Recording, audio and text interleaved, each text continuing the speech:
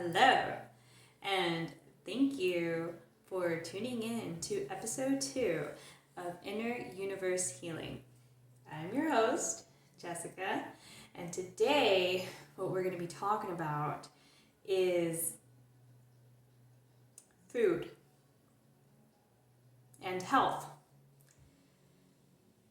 This topic alone has had a major shift in my healing journey altogether. I wanted to start here in the arena of food as medicine for your health before we get into all of the other fun spiritual topics that have helped me.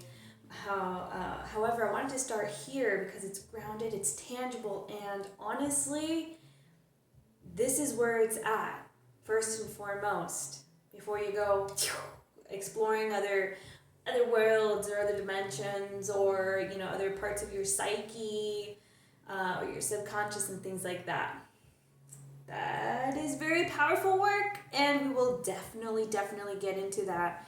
However, let's start on the earth. Let's start on the ground with health. So at points, maybe it'll feel like I'm being a little stern, a little serious, but the fact of the matter is I do feel like it is a very serious topic to talk about.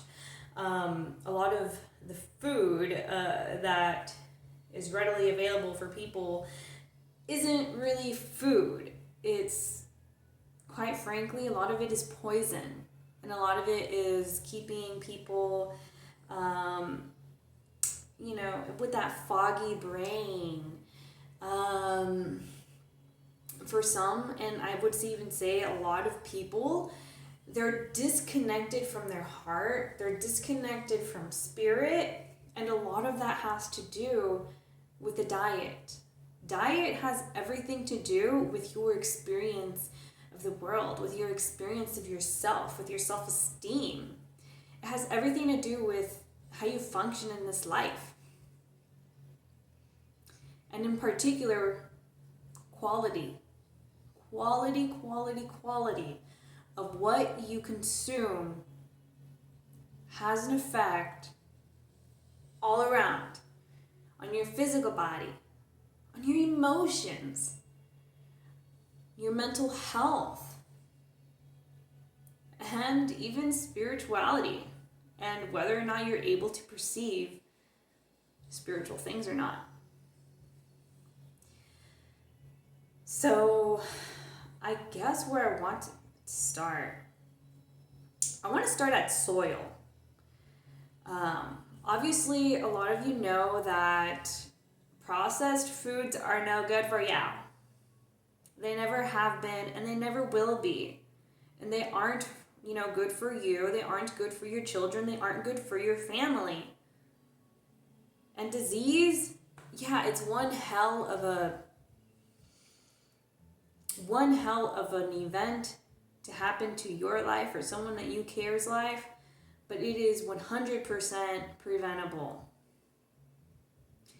So, setting aside processed foods, because we might just touch on it later again, getting into soil.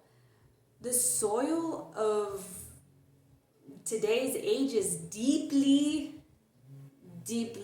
malnourished.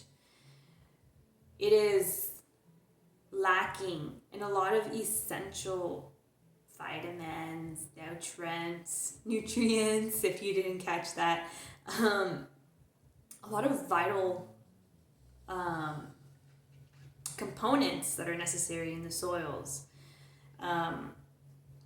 Because of this, not every produce is the same. Not every lettuce is the same. Not every spinach is the same. Not every cauliflower, apple, onion, potato, none of them are the same. And it always boils down to the soil. I mean, way more than that, honestly, but just to like start there. What nutrients are available and are present by the time it reaches your plate? A lot of studies that, you might look up, like benefits of spinach. Yeah, it's very beneficial. But again, if it doesn't have all of the nutrients that it claims that it's supposed to have, then you might not be getting all of it. And depending on how nutrient dense it is, you might need to eat more of it. Just off experience alone, I have tried different produces, different kales, and all of those things. And for one, I can definitely say that they're not all the same. Two, they don't all taste the same either. And three, believe it or not, they can even fill you up a little bit more than, what you may get at your grocery store, depending on where you go and whether you get organic or not. And all the seasons that, food is such a complex field that a difference in temperature, a difference in water, a difference in nutrient content within the soil, whether or not it had pesticides sprayed on it, even if they are like organic, all of these things matter. Throughout this journey, I have found that the best food to eat is definitely biodynamic. So this is essentially where where the land essentially takes care of itself. And I don't want to get too far into it. I could probably create like a different video on that one. But I have found that the most nutrient dense produce comes from biodynamic practices.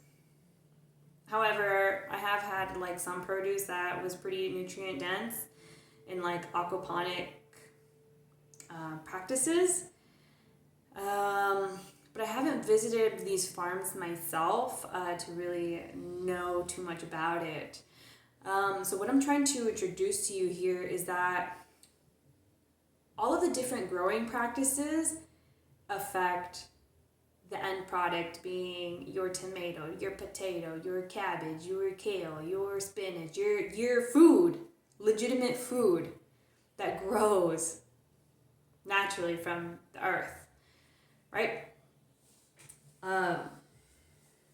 However, not everyone knows about, all these different growing practices, and not everyone has access to local farms. However, if you do, go to your local farmers market, build a relationship with your local farmers and things like that, get to know them and learn about your food and things like that. Hell yeah, do that. If you have access to that, do that. You will notice that not only will your cooking improve, not just because you did anything more special, except for the special thing being that you bought higher quality ingredients. The ingredients themselves shine. They speak for themselves. They taste for themselves, and so yummy. So yummy. So if you don't have access to these things, because some people really don't, at your local grocery store, I would even go as far as saying buy organic no matter what.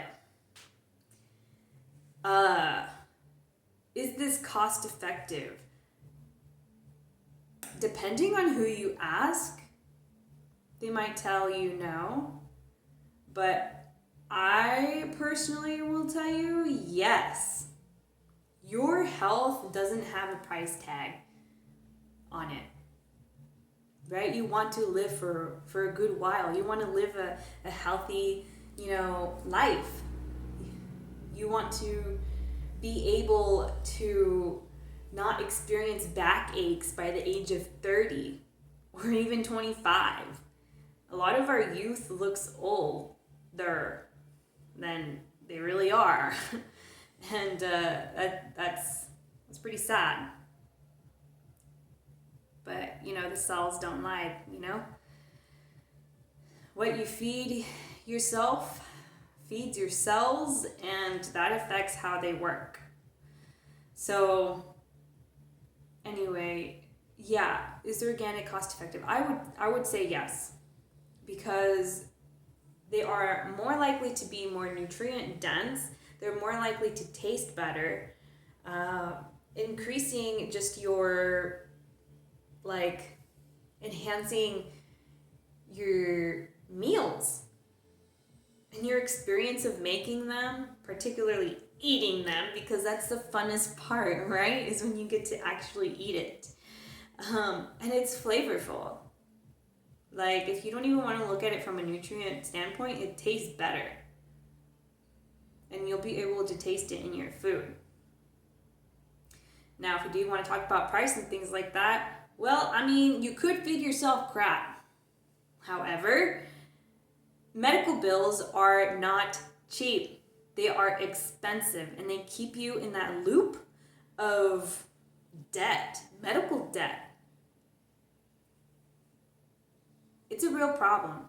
And not only will you be struggling with debt and all of those things, from medical bills, but on top of that, you also have to, take certain pharmaceuticals if you're, depending on what you wind up with. And then sometimes you may even be unable to work. And if you can't work, how can you feed yourself? Through government assistance? Well, they don't give you that much. They give you the bare minimum, and you probably can't even buy good, great quality things. The way I would love for you guys to begin viewing food and health is not only as an investment, but also self-care. And I feel like I lost my other train of thoughts. Perhaps not important for right now. But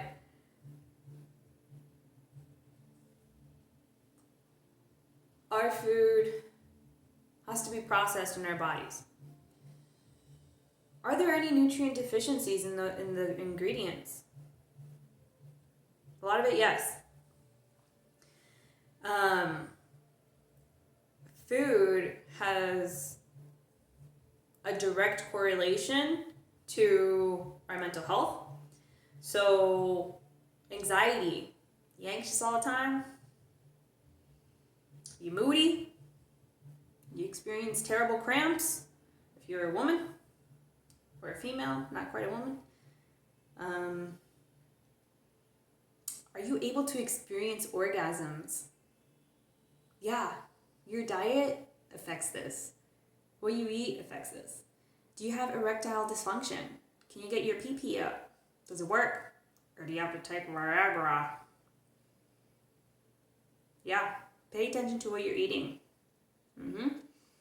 Quality matters. Let's see. Are you an emotional mess? Do you have high highs and low lows and rarely in between? Are you so self-conscious that you're constantly putting your shirt down and hiding your belly, even though it's not even showing?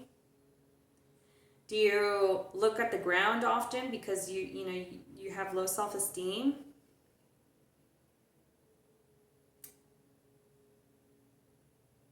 Do you get angry? You get irrational bouts of rage and anger, and it takes just that one person, that one thing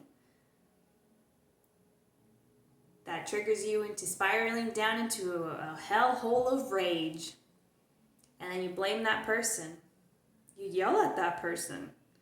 You might not even know this person. Or God forbid you actually do, and they actually have to freaking tolerate it from you. We have to think about our health. We have to think about our food in particular. Going back to, the depletion of the soils, because of that, it doesn't matter how you look at it. We need supplementation. However, in the supplement world, there's a lot of crap there too, and a lot of people, just trying to make a buck off people, and some of it isn't even absorbable. It's not recognizable from your body or for your body to process. This is, this really does suck that it's like this, where it might feel like no matter how hard you try, there's always someone attacking you on some front, whether it be like the GMOs, whether it be the price, whether it be, the quality of the soil, all of these different things. I have to give it up on supplements in helping me go that extra mile for my health. In my journey, for some of you that know me, you might know me as a very spiritual person. I experience a lot of things that a lot of people don't. And I was that type that experienced high highs and low lows. I'm talking about low. And I was always in this roller coaster, constantly, just pleading, like, will I ever change? Will something ever, will I always be this way? Even though I didn't want to. And I didn't know that I had sensitivities to certain ingredients. My gut has been compromised for a very long time, going as far back to childhood and possibly even while I was in the womb. A lot of us, our bodies aren't even functioning at their full potential, and yet we make ourselves believe that it is. We can't make the connection that food, what we consume, affects us. So how did I get this preview of being more balanced? Because it was a journey. I actually have some supplements to thank. I'm not going to do some ad or sponsorships or anything like that for you guys, but just to get you guys kind of thinking that, I've done some of the fads. I tried veganism, vegetarianism. I didn't go too hard on any of the other diets. Eventually, I just learned how to eat what my body was. Intuitive eating, more or less, because I'm not perfect, right? These days, I just like to classify myself as a qualitarian, not really in any one particular bubble, but quality has everything to do with my choice and what I consume, the quality of it. So going back to the supplementation, there's actually one supplement that I took that really made me think about things differently. And it's a supplement that has glutathione in it amongst other ingredients as well. And it's essentially like that youth hormone. It's with all the other ingredients in it as well, it helps realign the gut.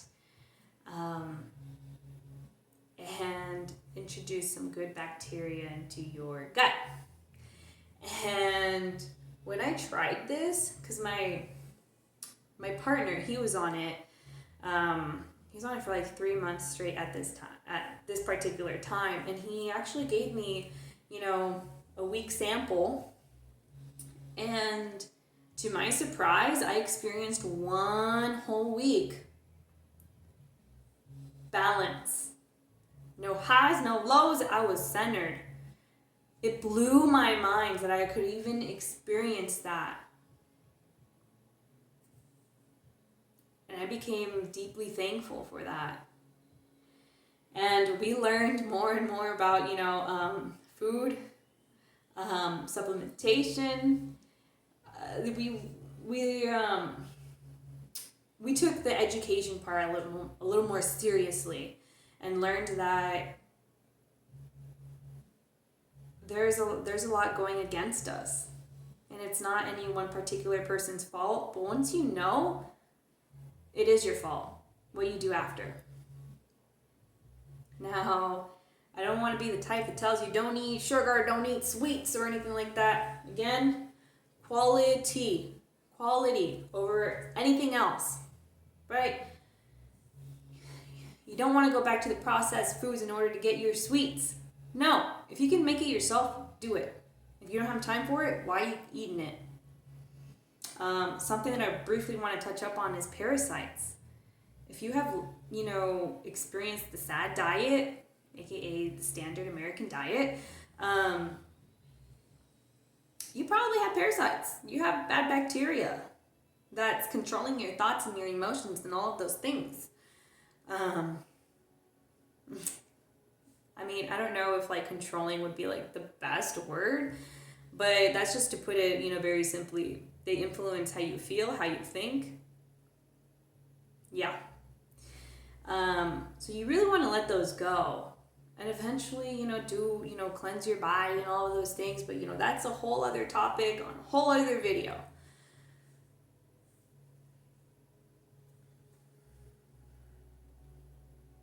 I feel like this is good for where it is right now. Will we touch up more on food and our health and all of those things? Yes, absolutely. However, I wanted this to be kind of like a general talk about health and food to get you to think a little bit about making connections of what you're eating and how you're feeling. So if I could just challenge you to pay a little more attention to quality, even something as small as making the shift of only buying organic produce, right? Something very small. Do that. Experiment with it. Experiment with your snacks. Hey, you want something crunchy? There's so many different recipes that you can try out. Try going for something, that's produce that's crunchy. Do you like apples? Or do you not like apples? Do you like jicama? I don't know. You ever heard of it? You want to try it? You can look things up. There's so much information out there on the internet that I can't possibly share with you in this one video alone. But what I want you to do is start trusting yourself a little bit more. And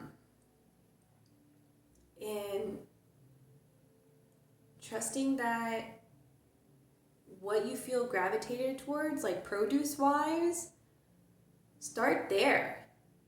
Don't follow what someone else's diet looks like. But, if you like your tomatoes, if you like your cabbage, things like that. If you're not ready for the kale, okay. Maybe in a month or so, you can experiment by roasting it. Maybe a little bit of garlic. I don't know. But before I go, I do want to make an emphasis on ditching your iodized salt. Yes, get rid of it. Please replace it with sea salt, Celtic salt. There's a whole bunch of different kosher salt.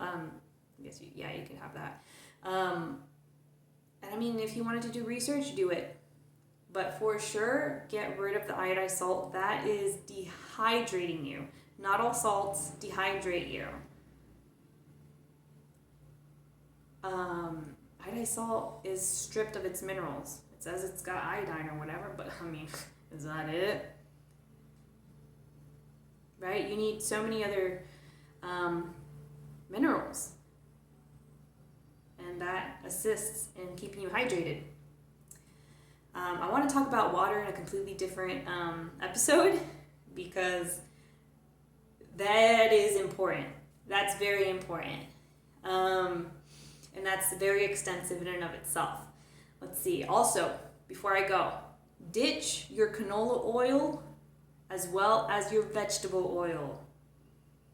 I'm just going to start there for now. If you have either of those, get rid of it. Tell your aunt, tell your grandma, tell your parents, anybody. Don't eat that. And also, when you look behind the labels and things, don't eat something that's, made with that or has that as their ingredient, please. You'll start to notice the difference. Instead, try things like olive oil, although that's its own topic in and of itself. If you could get cold pressed, olive oil, virgin olive oil and things like that, that's good. Let's see, avocado oil.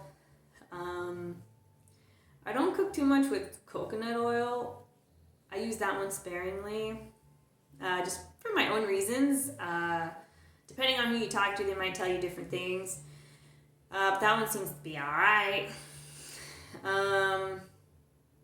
But yeah, I want to keep it very basic for now. Let's see, anything else before I go? Yeah, just a reminder, pay attention to how it makes you feel. How these new eating habits start to make you feel. You might need to eat a little bit more at first. Well, guess what? Your body has been deprived for so long and it's been fooled to think that it's getting food when really it's not. It's starving. It's starving for nutrients. So if you do wind up a little bit more hungry at first, good. Eat it. You'll find that over time you'll need less and less. And particularly depending on the quality of your produce, of the ingredients. So I want to go ahead and leave it at that. Let that marinate, pun not intended. And yeah, tune into your body. Tune into how it makes you feel. Notice the difference. And we'll definitely talk more about these topics in the future because this is definitely something that has helped me tremendously in healing my inner universe healing journey. So, again, I am your host, Jessica, and thank you so much for tuning into episode 2. I will catch you next time. All right? Take care of yourselves. Loves yourselves. Bye. Mwah.